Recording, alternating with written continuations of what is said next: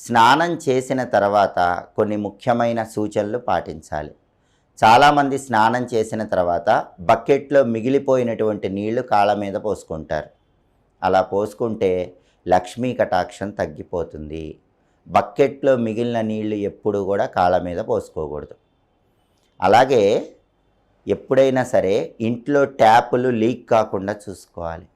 అంటే మనం ట్యాప్ ఆపేసిన తర్వాత కూడా ఒక్కొక్క బొట్టు కింద పడుతూ ఉన్నట్లయితే, ఒక్కొక్క బొట్టు లీక్ అవుతూ బకెట్లో పడుతూ ఉన్నట్లయితే మీకు ఖర్చులు క్రమక్రమంగా పెరిగిపోతాయి. కాబట్టి ఎవరైనా ఇంట్లో ట్యాప్ తిప్పేటప్పుడు పూర్తిగా ఒక్క బొట్టు కూడా కింద బకెట్లో పడకుండా జాగ్రత్తగా ట్యాప్ కట్టేసుకుంటూ ఉండాలి.